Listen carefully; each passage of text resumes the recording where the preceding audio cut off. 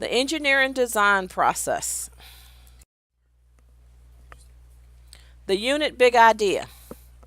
The engineering design process is a systematic, iterative problem solving method which produces solutions to meet human wants and desires. Now, that's still our unit big idea. We're going to see what our lesson covers. Our lesson idea happens to be the same. The engineering design process is a systematic, iterative problem solving method which produces solutions to meet human wants and desires. Now, if we look at the scientific method versus the engineering design method, the engineering design process, we want to look at some things and we want to put them in one box or the other. Place the descriptors in the appropriate box to define the scientific method and the engineering design process. So, human wants and needs. What does that go under? The scientific method or the engineering design process? You guessed the scientific method? Okay. And how about the exact starting point? Huh?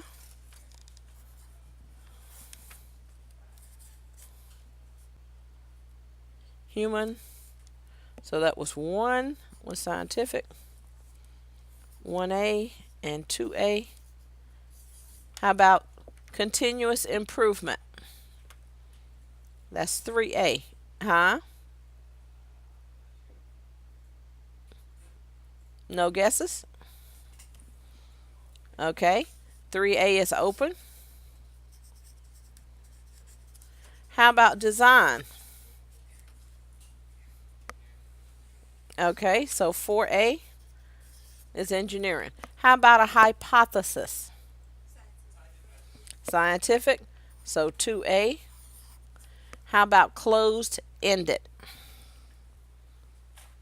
Closed-ended.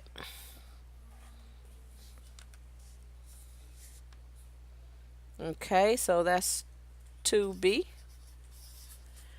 Identify constraints. Okay, so that's 3B. And define linear procedure.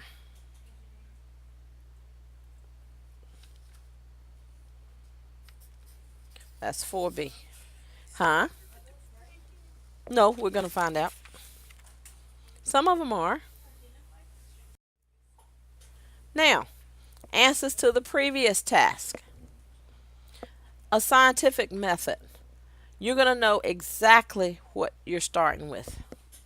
You're starting with this is where your test starts, and you know exactly what temperature you're using. You know exactly something is always an exact starting point. That's one of the differences with the engineering design process. Your hypothesis. When you're doing a scientific problem, you're going to define what you think is the hypothesis. You go through, you do your testing. If it doesn't work, you go back and redefine your hypothesis. Closed-ended. You could also say, as part of research, whether it was true or it is not. Oh, I have to see how you word that. You don't say it's false. It's probable that it's not true. Closed-ended. That's the scientific method. And a defined linear procedure. Now, for engineering design process, human wants and needs. Continuous improvement. You're going to go in, you're going to change something. You want to go back and change it again because you didn't like something, or you always want to make sure it's right. It will have a design associated with it, and you're going to identify your constraints. Now, there are a lot of formal and informal problem solving strategies and models beyond the scientific method and the engineering design process. The process of engineering design takes into account a number of factors. Now, here is a really good definition for what is science. So, when you think about science, hopefully your definition will be something similar to this one. If not, please think about this one to make it a part of your definition, please. Science is the study of the history of the natural world and how the natural world works based on observable physical evidence. So, science, if you have a definition and you want to come up with one that works, it's going to include the natural world and how the natural world works. It's including nature based on observable physical evidence. Yes. I can't hear you. Yes, part of it.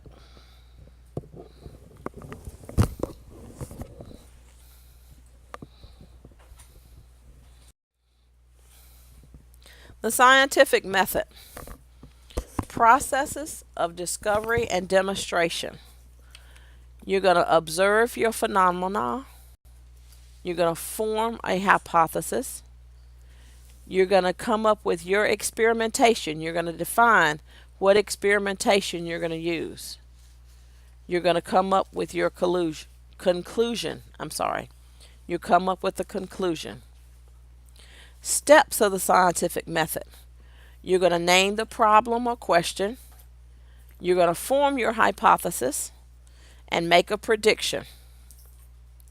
Then you're going to test your hypothesis. You interpret your results or your hypothesis and report your results. So you go down the list and both of them have name the problem, define the problem.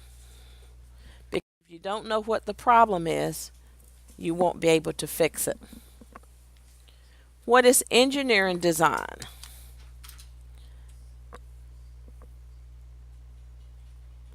The engineering design process is a systematic application of mathematical, scientific, and technical principles. So the engineering design process will incorporate some of the scientific principles. Tangible end products that meet our needs and desires is part of the engineering design.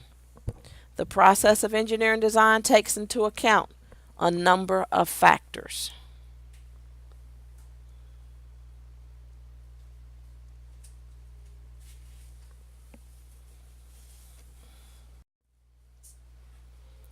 The engineering design process is a systematic, iterative problem-solving strategy with criteria and constraints used to develop many possible solutions to a problem to satisfy human wants and needs. So when you say it has criteria, the criteria will be how you want it to function. What color does it need to be? How large does it need to be? Your constraints. Your constraints may be limited by funding, for one thing, because funds are not limited, or funds are not unlimited. Other constraints. You may want to have it in a room that is 10 by 12 feet, and you know you don't want it to take up 50% of the room.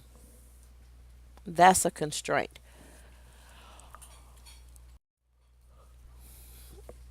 Now, here's the total steps of the engineering design process.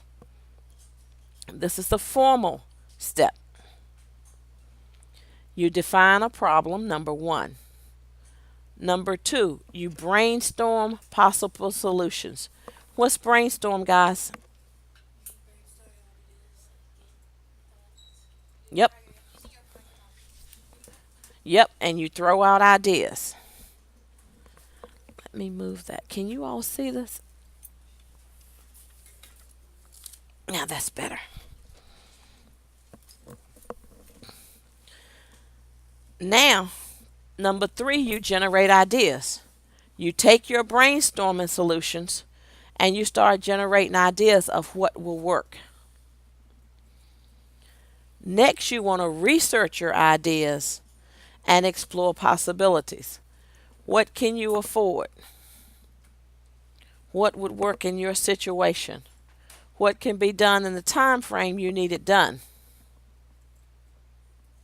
Number five, you're going to specify your criteria and identify your constraints. Now that you've done that, you go back and consider for number six. You consider alternative solutions.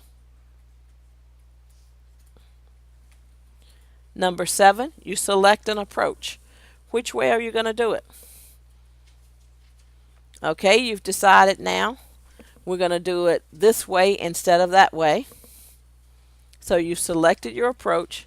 And number eight, you're going to develop a written design proposal. Now you're committing to this is how we're going to do it. Number nine, you're going to make a model or prototype. 10, you test and evaluate. Number 11, you go back and look at it and say what worked, what didn't work. Let's refine our design or recreate. So you can go back into that loop again and decide what we chose did not work. We want to try something different. Number 12, communicate your results. So you're going to go from define a problem, brainstorming, generating ideas, coming up with your criteria and your constraints, writing down your proposal, making a model or prototype, test it, go back and refine it, and communicate your results. When you define the problem,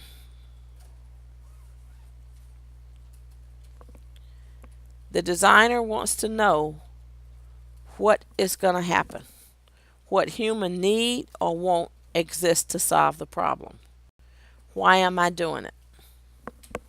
Often design problems are not clearly defined, and that's a problem because you may have to investigate to determine exactly what the problem is. You're not going to be able to solve a problem unless you know what the problem is. A company might call you in, for example, and ask you to solve the problem of the company losing money. First, you'll need to determine why the company's losing money and what problem needs fixing. Brainstorm. Designers generate ideas without consideration of limitations to the design. Brainstorming is a group of people or individuals who is working on a problem themselves. They sit down, they discuss it, they're looking at a process in which each person in the group presents his or her own ideas in an open forum. So you're talking back and forth. You're listening to each other. That might even spark some different ideas. Generate ideas. This is a step where designers can let their imaginations run free with suggestions from the brainstorming session. Remember when I asked you something about think outside the box? That's one thing when you're generating ideas. You're thinking outside of the box. Research ideas and explore possibilities. You want to research to determine if the solution of the problem already exists. You may go online and do a search under Google. You may do a search another way, but first you want to make sure, does the problem really exist and it doesn't have a solution? Is there mathematical or scientific information related to the problem that you're going to need to collect through research. Designers began to explore the possibilities generated during the brainstorming session and the research gathered.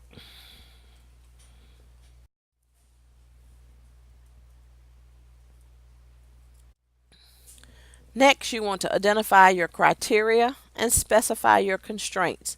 What is going to limit what you're able to do? They're going to provide, by you identifying your criteria and your constraints, you're providing the basis of what the design should be and what its limits are. The criteria identify the desired elements and the features. The constraints involve the limitations, what you can do and what you cannot do. The possibilities are measured up against the defined criteria and constraints. Let's consider an alternative solution. Because you're not always able, and it could be financial reasons why you're not able to do something. It may be a time issue. So it's more than money. Other solutions might be simpler or less expensive and therefore more desirable. Select an approach. How are you going to solve the problem? Based on the analysis, the designer chooses the solution that best meets the criteria and constraints. The selection of an approach is closely documented. In the event that the solution does not work, the designer may need to repeat steps. So you come up with a way to fix something. If it doesn't solve your problem, you go back and start over and say, what if we had done this instead? And you go back and forth in that cycle. And you notice it's a round circle. You're going around the circle usually more than one time for especially long detailed problems. Develop a written proposal. A design proposal is a written plan that specifies what is the design going to look like and what resources are needed to develop it. Do you need a team of 500 people? Do you need a test team of 200 people? Do you need a manufacturing squad of so many people?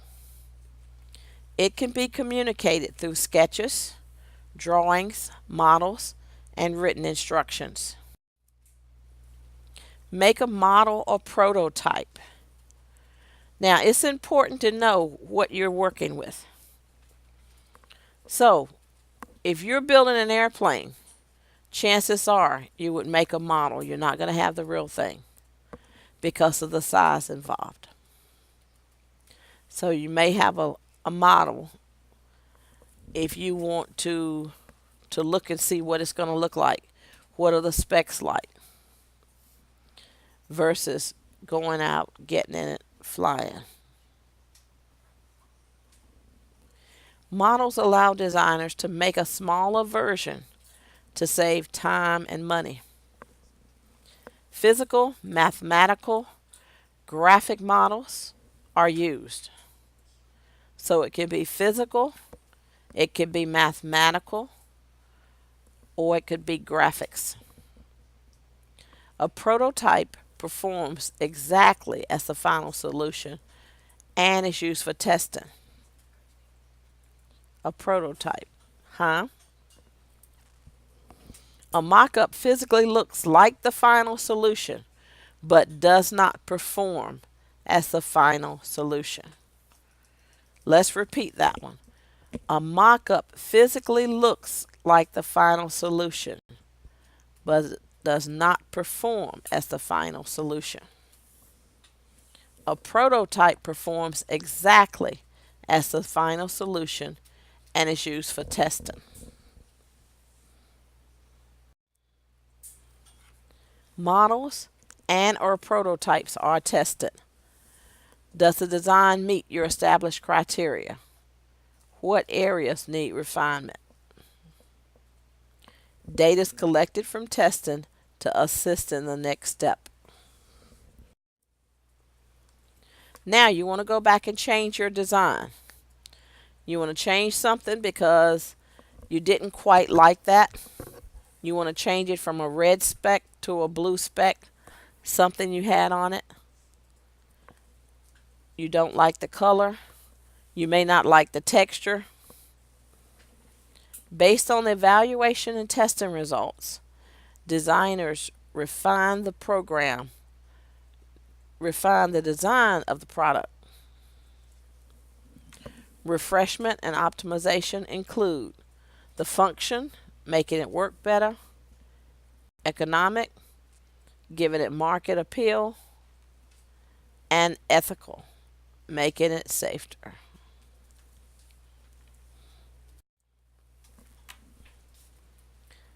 We're still continuing with the refine, create the design process.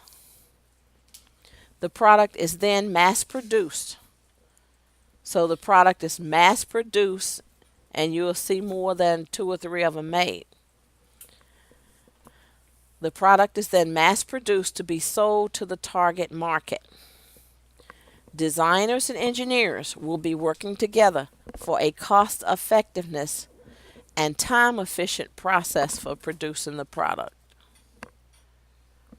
One of the things for us to save money when I was working was a Lean Six Sigma. And a Lean Six Sigma defines an easier working process that's going to cut costs.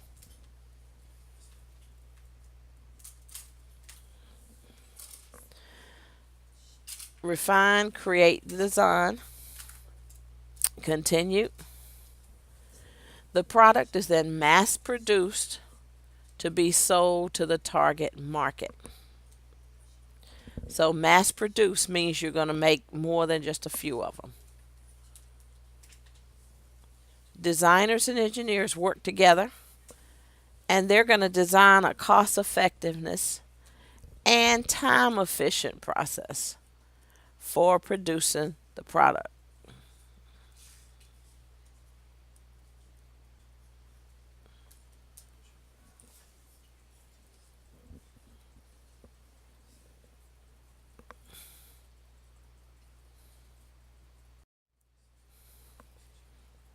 And lastly, you communicate the results. Designers need to communicate their results to perpetual innovation, and so others with similar problems can learn from their design process. You also communicate the design process by including your design portfolio, your journals, your drawings, your sketches, or your schematics. Now, any questions